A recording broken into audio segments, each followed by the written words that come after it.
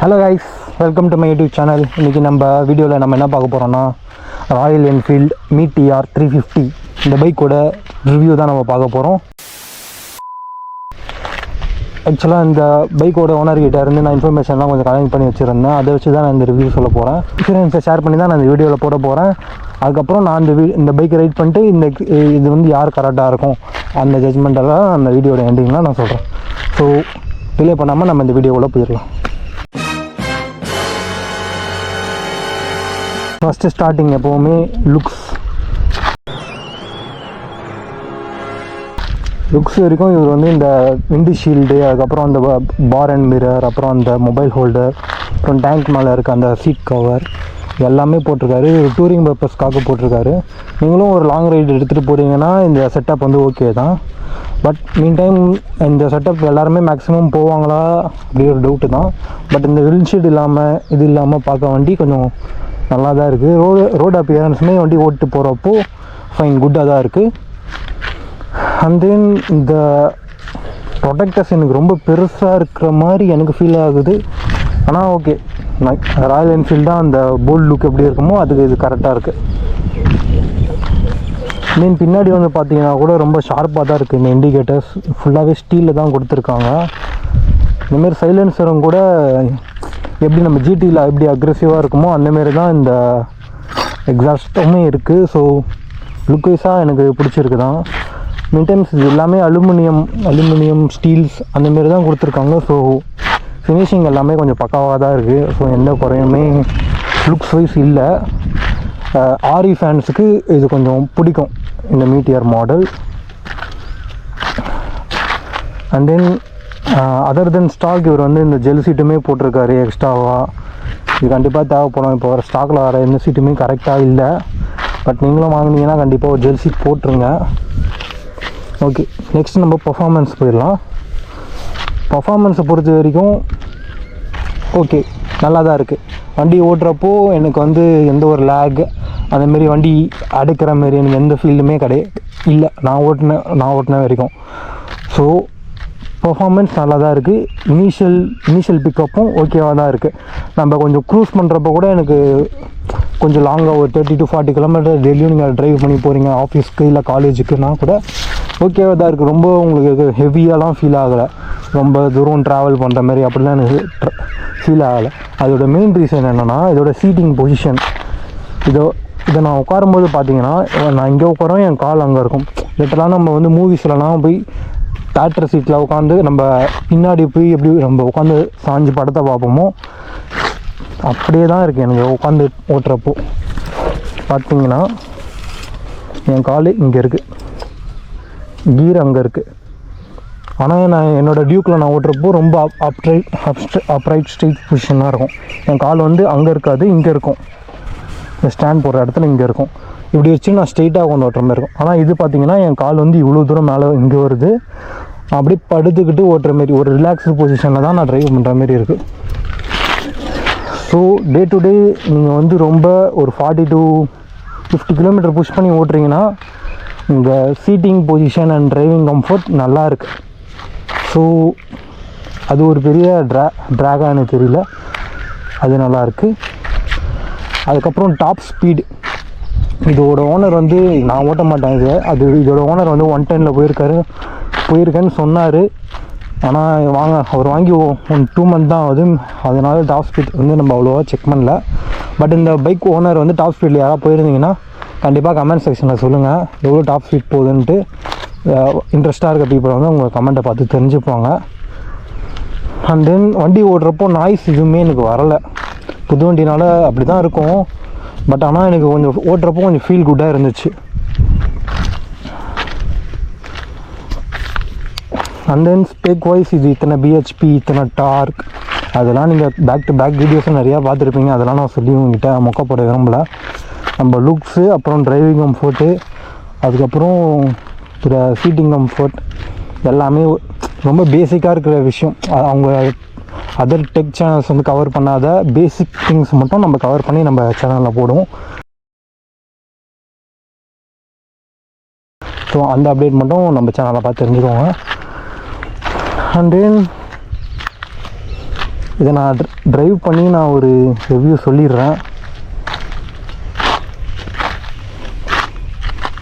இப்போ நம்ம டியூக் ஓட்டிட்டு இந்த ஆரி ஓட்டுறோம்.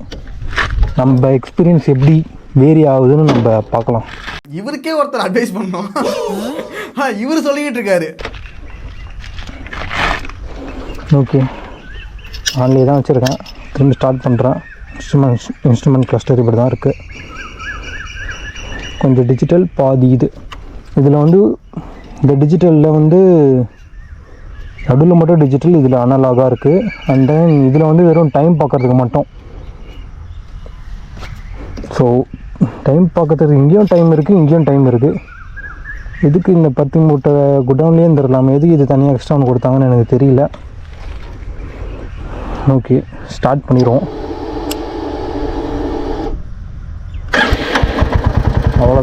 அவ்வளோதான். எனக்கு இது டிஸ்டர்பிங்காக இருக்குது, எனக்கு இது பிடிக்காது.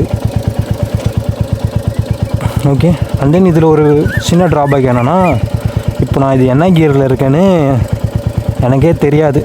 பைக் ஓட்டுறவங்களுக்கு தெரியும். பட் ஆனால் இங்கே பாருங்கள், வெறும் நியூட்ரல் காட்டும், அவ்வளோதான். நியூட்ரல் அவ்வளோதான், வேறு எதுவுமே காட்டாது. நீங்கள் ஃபஸ்ட் கியரில் இருக்கீங்க, செகண்ட் கியரில் இருக்கீங்க அப்படிலாம் எதுவுமே இது காட்டாது. ஸோ எனக்கு அது ஒரு ட்ராபேக்காக தெரியுது. நம்ம டியூக்லலாம் அது வந்து மேலே காட்டும், நீங்கள் இத்தனை கியரில் இருக்கீங்கன்ட்டு. எனக்கு இதில் காட்டல. ஃபஸ்ட்டு கியர் ஓகே, ஸ்மூத்தாக இருக்குங்க. நம்மளை புல் பண்ணல, புஷ் பண்ணல. செகண்ட் கியருமே கொஞ்சம் smooth, very good. Wow. Third gear நம்ம கொஞ்சம் புல் பண்ணுறோம், ஒத்துக்கிறேன்.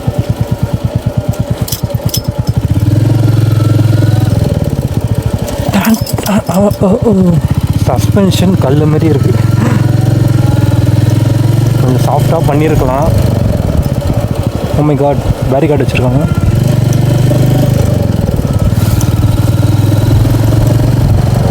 இது என்ன ஜிடிஏல வர கார் மாதிரி இருக்குது. இதெல்லாம் இப்போ எடுத்து ஓட்டினேன், இப்போ ஓட்ட விடுவாங்களான்னு தெரில. Okay, coming back to the review. Fourth gear. இப்போ நான் ஒரு 80ல் வரேன். இப்போ சடனாக பிரேக் அடிக்கிறேன். அங்கே ஸ்பீட் பிரேக் இருக்குது. பிரேக்கிங் குட்டாக தான் இருக்குது. பட் அகெயின் சஸ்பென்ஷன் அப்படி தான் இருக்குது.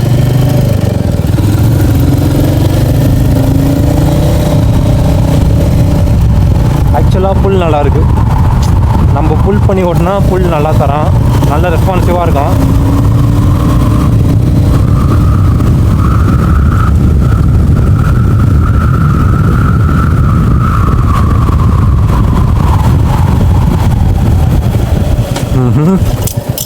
ஓகே,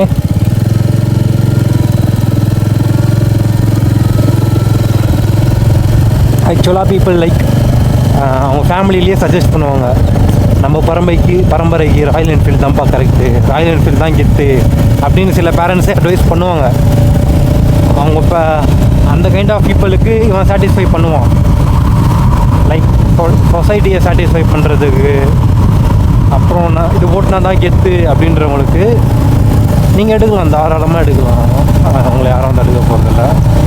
பட் ஆனால் ஒரு பவர் ஓரியன்டாக இல்லைன்னா நீங்கள் வந்து ஒரு பர்பஸ்ஃபுல்லாக ஒரு ஜாய் பர்பஸ்ஃபுல்லாக எடுக்கிறீங்கன்னா டவுட்டு தான்.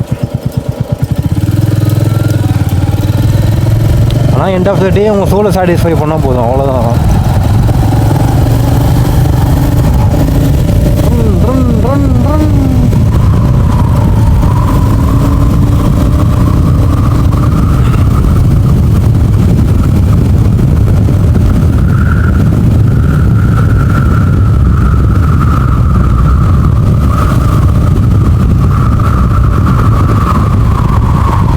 டியூக் ஓனர்கிட்ட ஆரி கொடுத்தா எப்படி ஓட்டுவோம் சொல்லுங்கள், நீங்களே சொல்லுங்கள். ஒன்றும் பண்ண முடியாது. எங்கேயோ சில்லற வாங்காம தான் சரி. ஒரு பெண்டு போட்டு பார்ப்போம். வண்டி பெண்ட் ஆகுதோ இல்லையோ, நான் தான் பெண்ட் ஆகிறேன். இதில் ஒரு பெண்டு போட்டு பார்ப்போம். இதில் அது மாதிரி ஓட்டுறது ரிஸ்க் தான், யாரும் அப்படி ட்ரை பண்ணாதீங்க.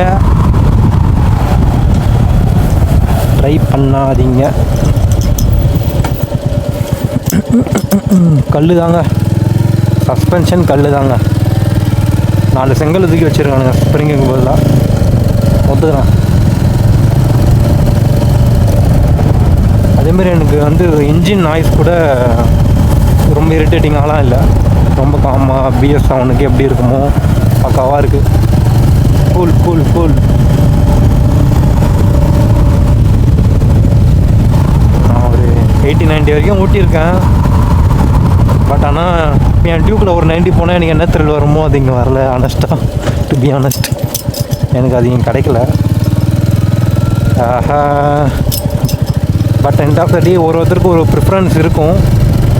நான் சொல்கிறேன்ட்டுலாம் வாங்காமல் இருக்காதிங்க உங்கள் ட்ரீம் பைக்கை, நல்லா தான் இருக்குது. This sounds good.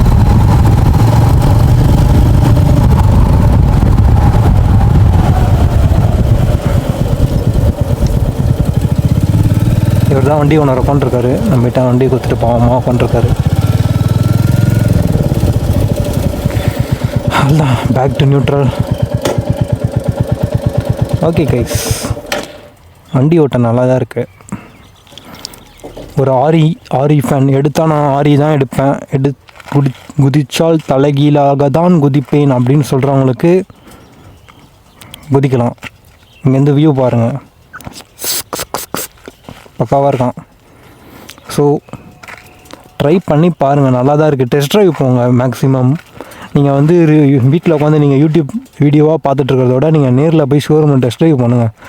லைக் உங்கள் கையில் வந்து காசு இல்லை, நான் இப்போ எடுக்க போகிறேன், உங்களுக்கு பிளானே இல்லைனா கூட அது உங்களுக்கு தான் தெரியும், ஷோரூமில் இருக்கவங்களுக்கு தெரியாது. ஸோ நீங்கள் என்ன பண்ணுறீங்கன்னா டெஸ்ட் ட்ரைவ் போங்க. அவன் மிந்தி போனால் ஒரு ஆதார் கார்டு, பேன் கார்டு இல்லை டிரைவிங் லைசன்ஸ் 3த்தில் ஏதாவது ஒன்று கேட்பானுங்க. அதை கொடுத்துட்டு டெஸ்ட் ட்ரைவ் போங்க. போர் அடிச்சா கூட போயிட்டு வாங்க. அவங்க ஒரு மீட்டர் இது இங்கேருந்து அந்த ரோடு வரைக்கும் தான் போகணும் அப்படின்னு சொல்லுவாங்க. அது வரைக்கும் போயிட்டு நீங்கள் டெஸ்ட் ட்ரைவ் பண்ணுங்கள். அது தப்பே இல்லை. உங்களுக்கு யார் எதுக்கு போனீங்க, உங்கள்கிட்ட காசு இருக்காங்களா யாருமே கேட்க மாட்டாங்க. ஸோ இது மேக்ஸிமம் தெரியும், பட் தெரியாதவங்க ஒரு 5-10% பேர் இருப்பாங்க. அந்த 10% நம்ம வீடியோ பார்க்க சான்ஸ் இருக்குது. அதுக்காக தான் நான் அதை சொல்கிறேன். அதேமாரி நீங்கள் வந்து உங்கள் விஷ்லிஸ்ட்டில் ஒரு 10 பைக் வச்சுருக்கீங்கன்னா அந்த 10 பைக்குமே உங்களால் மேக்ஸிமம் ட்ரை பண்ணுங்கள். அதில் டாப் 3 இருக்கும். அந்த டாப் 3யில் இருக்கிறது மட்டும் உங்கள் வீட்டு நியரஸ்ட் பைக் ஷோரூமில் போய்ட்டு நீங்கள் டெஸ்ட் ட்ரைவ் பண்ணுங்கள் கண்டிப்பாக. ஏன்னா நீங்கள் வந்து பைக் எடுக்க போகிறது ஒன் டைம் தான். ஃபஸ்ட்டு பைக் வந்து ரொம்பவுமே முக்கியம். லைக் அதுதான் உங்கள் ஐடென்டி. இப்போ என்ன கூட எல்லாமே டியூக் சூர்யான் தான் கூப்பிடுவாங்க. சின்ன பசங்களாம் போனால் டியூக் அண்ணா தான் சொல்லுவாங்க.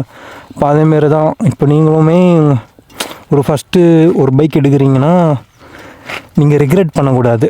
ஸோ டெஸ்ட் ட்ரைவ் பண்ணுங்கள். ஆரி வச்சுருங்க. நெக்ஸ்ட்டு CB 350 இருக்குது, இவனை காம்படிஷனாக. நீங்கள் அதை ட்ரை பண்ணாலும் நீங்கள் அதையும் டெஸ்ட் ட்ரைவ் போங்க. சலிக்காமல் டெஸ்ட் ட்ரைவ் போயிடுங்க. அப்புறம் நீங்கள் வந்து பின்னாடி ரிக்ரெட் பண்ணுறதோட நல்ல வேலை நான் அப்பயே எல்லா பைக்கும் டெஸ்ட் ட்ரைவ் பண்ணிட்டேன், இவன் தான் எனக்கு பிடிச்சிருக்கு அப்படி ஒரு டிசிஷன் எடுக்கிறதுக்கும் இல்லைடா நான் அதை டெஸ்ட் ட்ரைவ் பண்ணியிருக்கலாம் இது நல்லா இருக்குன்னு அப்படின்னு ஒரு ரிக்ரெட் பண்ணுறதுக்கும் ஒரு நல்ல டிஃப்ரென்ஸ் இருக்குது. So what I advice is test drive. Next நீங்கள் வேறு ஏதாவது ஒரு பைக்கை நம்ம ரிவ்யூ பண்ணணுன்னா நீங்கள் கமெண்ட்டில் சொல்லுங்கள், நம்ம செஞ்சு விடலாம். ஆனால் எனக்கு டியூக் தான்ப்பா பிடிச்சிருக்கு. சரி ஓகே, நீங்கள் நெக்ஸ்ட்டு வீடியோவில் பார்க்குற வரைக்கும் அன்டில் பை.